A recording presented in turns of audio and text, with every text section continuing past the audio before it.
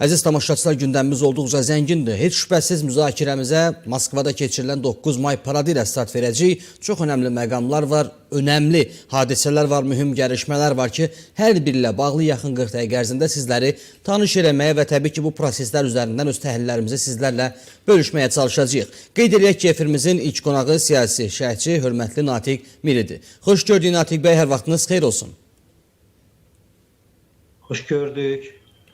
Bütün izləyiciləri salamlayıram.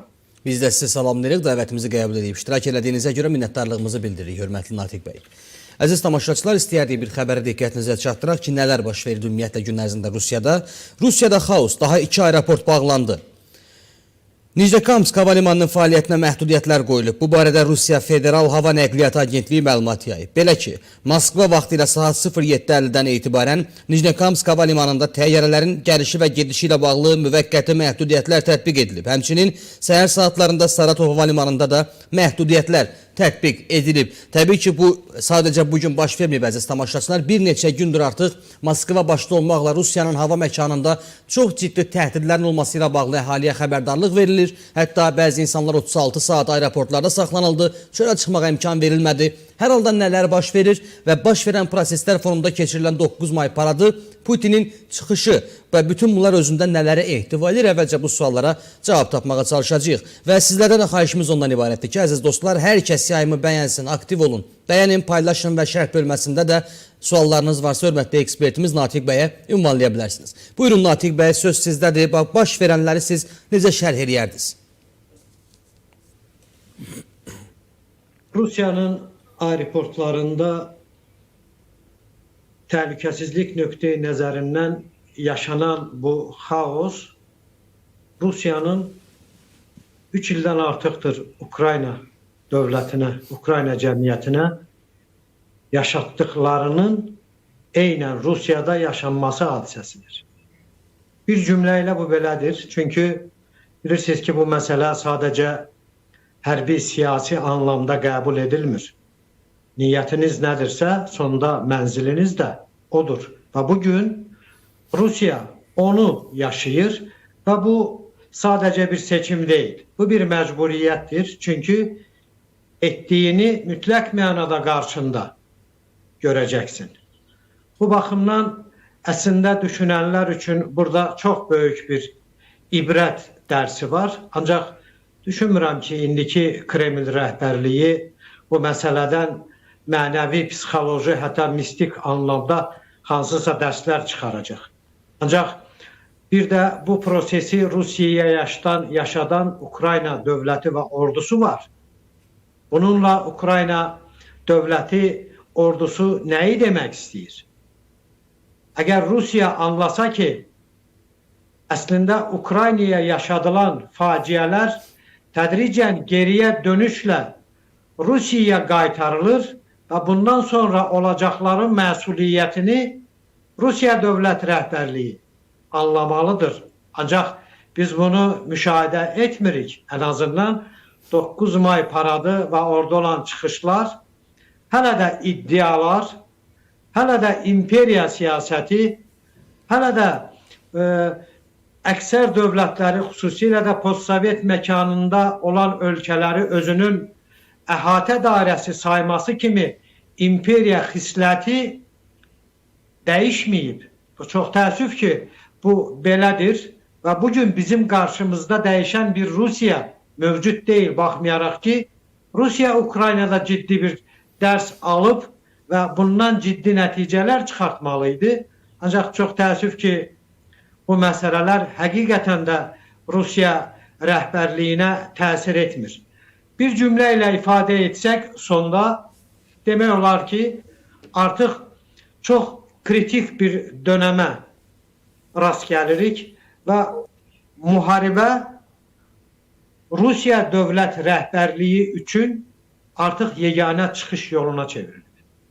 Hakimiyyəti saxlamaq, cəmiyyətə total nəzarəti təmin etmək və bilavasitə müharibə partiyasının maraqlarını təmin etmək məcburiyyəti ortada olduğu üçün atəşkəs danışıqları, ABŞ-Rusiya danışıqları kimi bəzi məsələlər sadəcə görüntü xarakterli və geosiyasi xarakter olaraq ortalıqda mövcuddur. Ancaq bir cümlə ilə bir mənalı olaraq demək olar ki, Ukrayna-Rusiya müharibəsi Vladimir Putin'in Rusya'da prezident olduğu dönemde hiçbir zaman bitmeyecek. Çünkü bunun fesatları indiki muharebeden Putin için daha ağır olacak. O bakımdan bir seçim var, bu da muharebedir. Ona göre de Putin karşısında özünden de artık her cihetten güçlü bir güç görmedikçe düşünürəm ki, bu muharebe dayanmayacak. Şübhəsiz ki, bu baş verən hadisələr Moskvanın mərkəzində keçirilən o qələbə paradı, sizin də qeyd etdiyiniz kimi o məlum çıxışlar və s. Bunu daxili auditoriyaya Putin necə satdı? Misal üçün, çox çətinliklə keçirildi əslində bu parad, çox ciddi təhdidlərin olması ilə bağlı narahatlıq hiss olunurdu Kremldə. Bunu necə qələbə kimi sata bildi cəmiyyətə? Aslında bilirsiniz, Kremlin bəzi saxta sosioloji institutları var ki, bugün Rusiya xalqının Prezident Vladimir Putin'i 80%'e kadar müdafiə ettiğini iddia edirlər. Bu dolayısıyla muharebe taraftarı olmak demektir. Yani 80% çok büyük bir rəqəmdir. Belə olduğu təqdirdə bugün aeroportlarda yatan Ruslar niye qane değiller?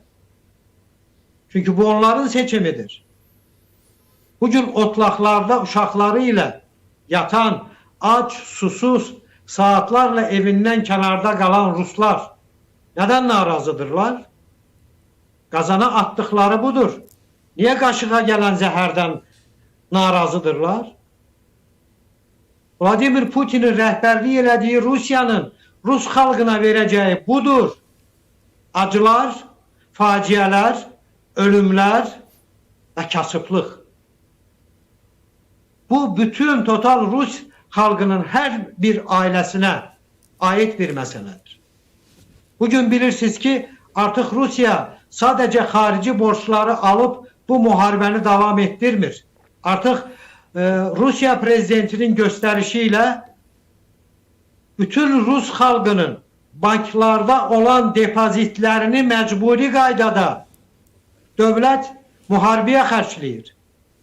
Ancaq hansısa zaman çərçivəsində bir də bu depozitləri xalqa qaytarmaq lazım olacaq. Bilirsiniz bu rəqəm hansı rəqəmdir? 1 trilyon yarımdan çox rubl deməkdir. Fantastik rəqəmdir. Yəni Rusiya çox böyük iqtisadi böhran faciə qarşısındadır. Və əgər Rus xalqı həqiqətən də bu müharibənin davamını istəyirlərsə, elbette ki bu onların seçimidir. Eğer bugün 36 saatlarla aeroportlarda yatırlarsa eminim ki perspektifde bu imkanları da olmayacak. Əgər olmayacaqsa, sizcə hansı mərhələdə Rusiya xalqı bu savaşa qarşı çıxa bilər? Nə baş verməlidir ki bu olsun? Artıq baş verir. Düşünürəm ki eğer Rus xalqının cibinə dövlət girirsə və Rusların soyuducuları açanda boş görsənirsə, düşünürəm ki bu Rusları küçüyə çıxardacaq çox ciddi iqtisadi, sosial, məişət səbəbləridir. Bu baxımdan mənə elə gəlir ki problem çox ciddidir.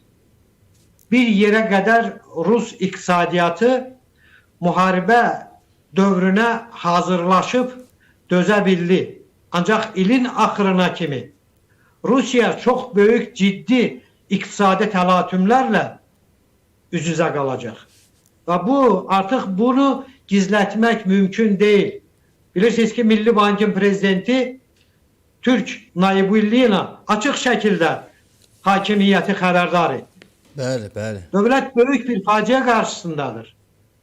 Və çox təəssüf ki hələ də Amerika Birləşmiş Ştatlarında bunu ya görmək istəmirlər ya da ki bəzi Rusiya oliqarxları ilə Rusiyada böyük mənzillər tikən və milyardlarla hesabları öz maliyyə hesablarına köçürənlər bunu Prezident Trump'a tamamilə fərqli bir müstəvidə təqdim edirlər. Bugün bakın vitse-prezident Ukrayna ve Rusya muharebesi hakkında danışır. Ümumiyyətlə onun çıxışları heç bir zaman proseslərə adekvat olmayıb. Bircə dəfədə Ukraynanın mərkəzinə gəlməyən Vance Ukrayna haqqında, Ukraynanın ağır durumu haqqında moizələr söylüyor. Sen Ukraynanı bilirsən mi? Sen Ukrayna xalqının necə dirəndiyini gördün mü? Rusların kütləvi şəkildə cəhbədə necə məhv edildiyini gördün mü? Krematoriyalarda Rus əskərlərinin yandırılması hadisələrini gördün mü? Sadəcə olaraq Trump'a bu cür qeyri-adekvat nəticələrlə, arayışlarla onun zehnini bulandırmaq mənə elə gəlir ki, bu sadəcə ABŞ-ın zərərinə işləmir. ABŞ-ın strateji müttəfiqləri olan, NATO üzrə müttəfiqləri olan Avropa Birliyinin, Ukraynanın bütövlükdə qlobal səviyyədə dünyanın zərərinə işləyir.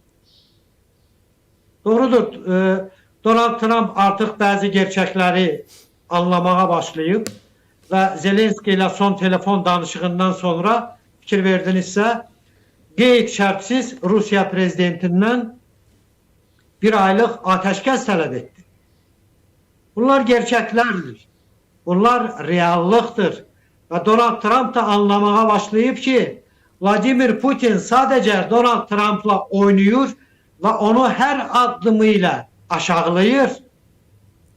Bu gerçəkləri çox təəssüf ki, Donald Trump'ın xüsusi nümayəndəsi olan Uitkov nədənsə arayışlarla Donald Trump'a çatdırmır. Bu sualın cevabı bilirsiniz hardadır? Bu sualın cevabı Uitkov'un Vladimir Putin'in aile adamı olan birbaşa investisiya fondunun prezidenti olan Dimitriyev'le birgə biznesləridir. Sualın cevabı oradadır. Yani Amerika çok zavallı bir duruma düşüb. Trump tədricən prosesi anlamağa başlayıb. Ona göre son günlerde ardarda bir neçə istefa hadisələri yaşanmağa başladı. Gerçek budur ve bu gerçekler üzə çıxdıkça elbette ki Rus xalqı artıq bu zülmə dirənməyə başlayacaq. Bu arada əziz izləyicilər, qeyd edim ki, hazırda bizi YouTube üzərindən çoxlu sayda tamaşaçı izləyir. Hər birinizə təşəkkürümüzü bildiririk və yayımı bəyənib paylaşmağı da unutmayaq lütfən. Vaxtımız məhduddur, ona görə bir sualım da olacaq sizə. Hörmətli Natiq bəy, 1-2 dəqiqə ərzində lütfən cavablandırmağa çalışaq. Baş verən bu proseslər, tutaq ki, Amerika Birləşmiş Ştatlarının Ukrayna ilə bağlı fərqli ritorikası Ukraynanın mübarizə əzmini sındıracaqmı? Yəni, tutaq ki, əlində gələn iddialara görə hələ 6 ay əlində elə bir ehtiyatlar var ki, davam edə bilər bu savaşı. Gedəcəkmi Ukrayna buna, yoxsa bu və ya digər formada Ukraynanı meydanda yenə də sülhə, yəni məcburi sülhdən söhbət gedir şübhəsiz ki, Putinin dediyi sülhə məcburləyəcəklər? Heç bir məcburi sülh olmayacaq, buna əmin olun. Və Ukraynanın potensiyalı böyükdür və bundan sonra da artmaqda davam edəcək. Buna əmin olun. Çünki Ukraynanın məğlubiyyəti bu qərbin məğlubiyyətidir. Və ABŞ prosesdən geri çəkilsə, güya dünya dağılacaq görüntüsü də yalandan başqa bir şey deyil. Bugün həqiqətən də Avropada bütün məsuliyyəti üzərinə götürəcək liderlər formalaşmağa başlayır. Baxın, Almaniyada hakimiyyət dəyişdi. Merz, Scholz'dan fərqli bir siyasət yürütməyə davam edir. Paralel olaraq onu da unutmayaq. Bugün Avropa Birliğinin maliyyəsi ilə məhz Ukraynada hərbi sanayi kompleksinin ciddi şəkildə inkişafı prosesinə rəvac verilir. Bu bilirsiniz nə deməkdir?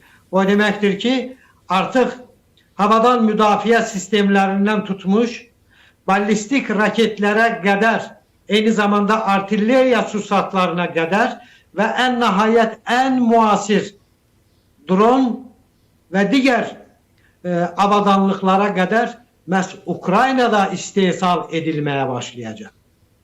Bilirsiniz nə deməkdir? Bu Rusiya üçün çox böyük faciə deməkdir. Əgər bugün sadəcə olaraq özünün istehsalı ilə ortaya qoyulmuş dronlarla Rusiya aeroportlarda faciə yaşadırsa, bir xaos yaradırsa, Siz bir de bunu 6 aydan sonra bakın. Ona göre de Ukrayna'nın potansiyeli bitmeyip, aksine düşünürüm ki potansiyel gittikçe artmaya devam edir. Zayıflayan taraf Rusya olacak ve tedricen Qərbin yardımıyla güçlenen taraf Ukrayna olacak. En azından son büyük itkilerle metir metir adımlayan Rusya'nın faciasına bakın. Aydındır hörmətli Natiq bəy, sizə təşəkkürümüzü bildiririk. Minnətdarıq vaxt ayırdınız, iştirak elədiniz. Çox sağ olun bəy.